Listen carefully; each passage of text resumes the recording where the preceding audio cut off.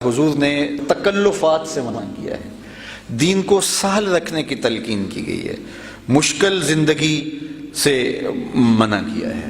اور ایک موقع پہ حضور نے ارشاد فرمایا یا ایھا الناس ایاکم والغلو، اے لوگوں غلو سے بچو، غلو فی الدین سے بچو، فإنہ اہلک من کان قبلکم الغلو فی الدین۔ فرمایا کہ تم میں سے جو پہلے لوگ گزرے ہیں ان کو ہلاک کیا غلو فی الدین نے، کہ انہوں نے دین میں ایسی چیزیں شامل کر لیں جو دین میں نہیں تھی۔ تو بعض کا انسان اپنی خواہش نفس سے زیادہ متقی، وہ ہمارے پنجابی میں کہتے ہیں اس کو تقوی کا ہیضہ ہو گیا، تو وہ خام خواہ اتنا زیادہ متقی بننے کی کوشش کرتا ہے کہ شریعت نے وہ اس پر لاگو ہی نہیں کیا ہے۔ وہ ایک صاحب ہیں، میں نام نہیں لیتا، تو وہ یہ گوبر کہ جو اپلے نہیں ہوتے، ان کی جو آگ ہوتی ہے اس کے اوپر پکا ہوا کھانا نہیں کھاتے۔ تو پوچھا گیا کہ حضرت یہ کیوں نہیں کھاتے؟ تو وہ کہتے ہیں کہ چونکہ یہ گوبر پاک نہیں ہوتا تو اس کی آگ کیسے پاک ہوگی، تو اس آگ کے اوپر جو کھانا پکے گا وہ کیسے پاک ہوگا، تو میں تو لکڑی کے آگ کا کھانا جو ہے وہ پکا ہوا کھا سکتا ہوں۔ تو میں نے کہا سبحان اللہ، یعنی یہ بھی تو ان کا ایک دین ہے۔ وہ یہ پیپر کرنسی جو ہے وہ استعمال نہیں کرتے، وہ کہتے ہیں کہ نہیں میں یہ استعمال نہیں کرتا، چونکہ وہ دور رسالت مآب میں نہیں تھی۔ تو وہ دور سے سفر کر کے آئے، تو میں نے کہا کہ آپ کیسے آئے ہیں؟ تو کہا بس میں بس پہ آیا ہوں۔ میں نے کہا تو پھر آپ کو اونٹ پہ آنا چاہیے تھا۔ تو ہر شخص کا اپنا ایک طے شدہ متعین تقویٰ ہوتا ہے۔ تو شریعت نے یہ ہمارے اوپر پابندیاں نہیں لگائی، مختلف ادوار کی مختلف چیزیں جو شریعت کے نظم سے ٹکر نہ لیتی ہوں، شریعت نے ان پر کوئی پابندی نہیں لگائی ہے۔ مختلف چیزیں ہیں، حضور کے دور میں تھی، بعد میں وہ چیزیں ناپید ہو گئیں اور اس کے متبادل چیزیں آ گئی، اور بہت ساری چیزیں تھیں کہ اس دور میں تھی نہیں اور بعد میں وہ چیزیں ظاہر ہوئیں اور شریعت کے کسی ضابطے سے ٹکراتی نہیں ہیں، اور اگر اس دور میں ہوتی تو حضور علیہ السلام ضرور پسند کرتے۔ تو اس کا یہ مطلب نہیں ہے کہ آپ اس قدر دین کو مشکل بنا دیں، تو اس طرح تو پھر چلنا مشکل ہو جائے گا۔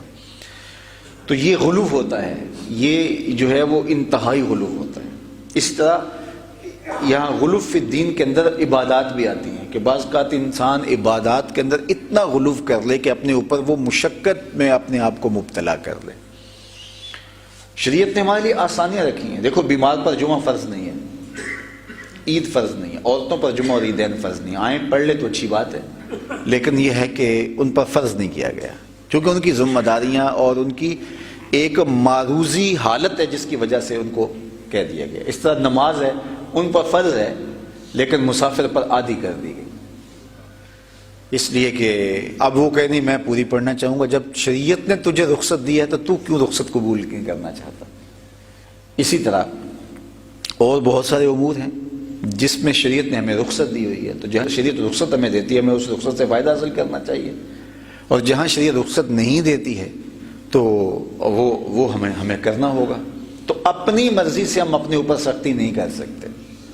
حضرت عبداللہ ابن عباس یا فضل بن عباس رضی اللہ تعالی عنہ، دونوں میں سے کوئی ایک تھے، راوی کو شک ہے کہ ان دونوں میں سے کون تھا۔ تو حضور علیہ السلام نے کنکر رمی جمار کے لیے طلب فرمائے، تو وہ جا کے مناسب سائز کے ساتھ کنکر لے آئے، تو انہوں نے حضور علیہ السلام کو وہ کنکر پیش کیے۔ تو آقا کریم نے جب ان کو دیکھا تو حضور نے ان کو ہاتھوں کے اندر یوں ایسے رگڑا اور ارشاد فرمایا کہ ایسے ہی کنکر چاہیے، یعنی نہ تو اتنے چھوٹے کہ بالکل اس سے آپ رمی نہ کر پائیں، اور نہ اتنے بڑے کہ جو ہے وہ کنکر نہ ہوں بلکہ وہ پتھر کہلائیں۔ تو حضور نے فرمایا تحسین فرمائی اور ایسے ہی ہونے چاہیے۔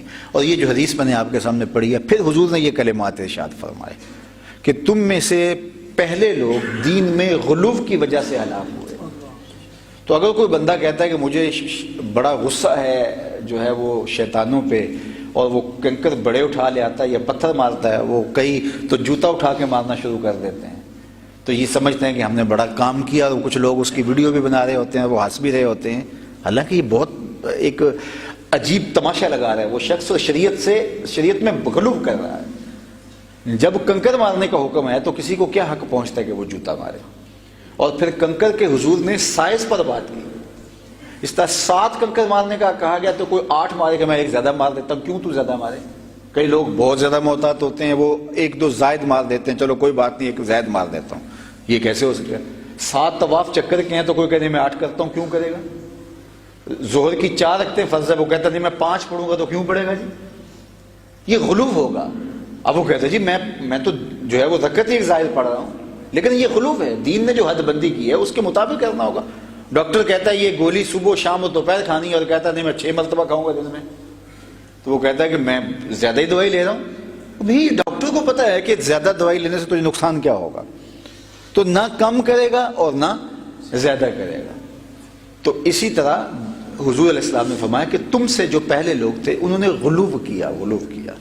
اس لیے شریعت نے جن چیزوں کی اجازت دی ہے اس اجازت سے بھرپور فائدہ حاصل کیا جائے, اور جن چیزوں سے شریعت نے منع کیا ہے تو ان چیزوں سے رک جایا جائے.